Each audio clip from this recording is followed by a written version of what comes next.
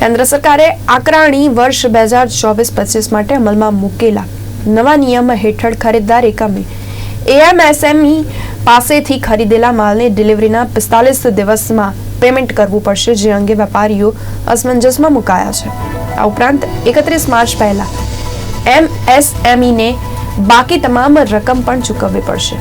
ત્યારે આ નિયમનું પાલન નહીં કરનારા એકમોને પેન્ડિંગ પેમેન્ટ આવક ગણી તેના પર ઇન્કમ ટેક્સની કલમ H ની જોગવાઈ મુજબ ટેક્સ વસૂલ કરવામાં આવશે, જેનો વિરોધ વિવિધ ક્ષેત્રના વેપારીઓ કરી રહ્યા છે। કેમિકલના કેટલાક વેપારીઓને પણ તેની અસર થઈ છે।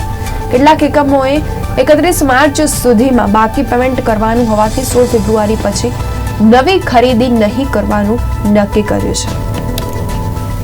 हमारी मांग है कि सरकार हमारा व्यापार में दखलदारी नहीं करे। सरकार आ कायदो हटाई नाखे कि अमे फ्लेक्सिबिलिटी आरामथी धंधो करी सकीए, केम के धंधो करवानो सरकारनुं काम ज नथी। अमे 45 दिवस में उधारी आपीए के 60 दिवस उधारी आपीए के नहीं, सरकार लेवा देवा शुं ने साथे अमे एक हमारी जो बेलेंस शीट बनाईशुं एमां जो नफो आवशे अमे बताववाना छे। एमां तमे एनो नफो एड करी नाखो कि तमारी जो आउटस्टेन्डिंग है ये योग्य थोड़ी है। आ तो एकदम खोटी है। सरकार एवा पगलां लेशे तो ना छूटके अमे गुजरातनी वेपारीओने अपील करीशुं ने गुजरात बंधनुं पाळવાનું આપણે એલાન કરીશું।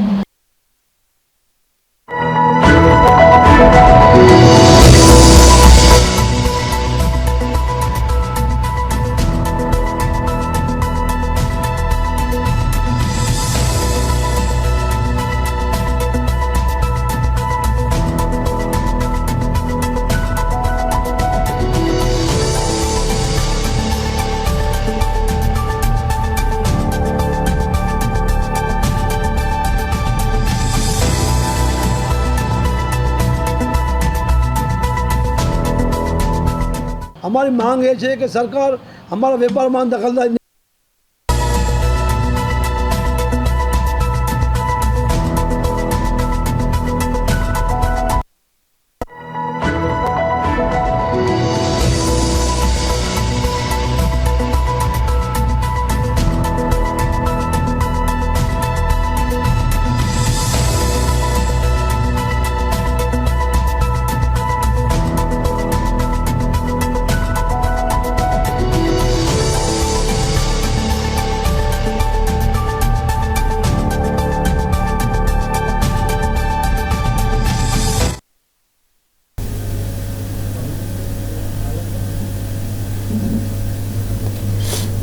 પાટણથી સમાચાર સામે આવી